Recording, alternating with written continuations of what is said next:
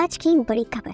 दुनिया में बहुत लोगों को पता ही नहीं है कि हर वो इंसान जो सैलरीड है वो एक्चुअली एक इन्वेस्टर है। हर मंथ आप और आपका एम्प्लॉयर मिलकर एक ऐसे स्ट्रॉन्ग फंड में इन्वेस्ट कर रहे हैं जो फ्यूचर में आपको लखपति बना सकता है, लेकिन अक्सर लोगों को इसका आइडिया ही नहीं होता। हर मंथ सैलरी क्रेडिट होती है, कुछ डिडक्शंस ऑटोमेटिकली कट हो जा रहे हैं और लाइफ नॉर्मल चलती रहती है, लेकिन उन्हीं डिडक्शंस में से एक पावरफुल इन्वेस्टमेंट क्वाइटली ग्रो कर रहा है और वो है EPF।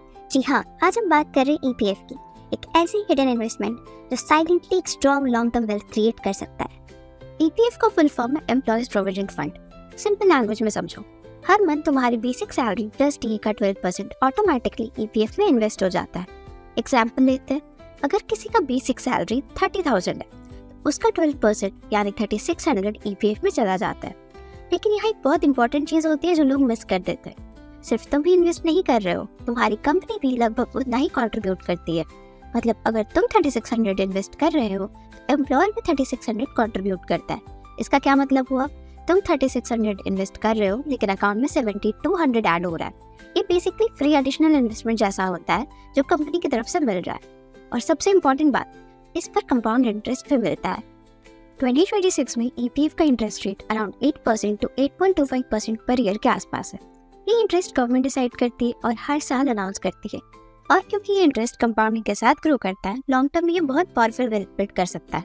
अब एक interesting point, normally EPF contribution basic salary का 12% होता है, लेकिन इंडिया में PF बेस्ड सीलिंग 15,000 भी होता है। तो अगर कंपनी सैलरी कैलकुलेशन 15,000 सीलिंग पर करती है तो contribution will be 1800 per month, which is 12% of 15,000।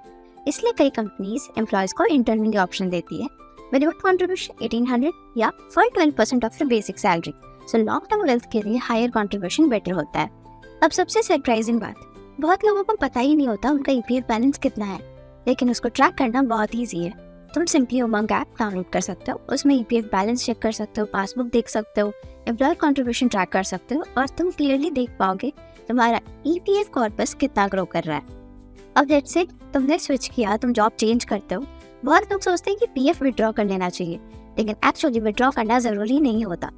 तुम सिंपली PF ट्रांसफ़र कर सकते हो अपने न्यू एम्प्लॉयर के अकाउंट में। इसके लिए UN which is universal account number use होता है।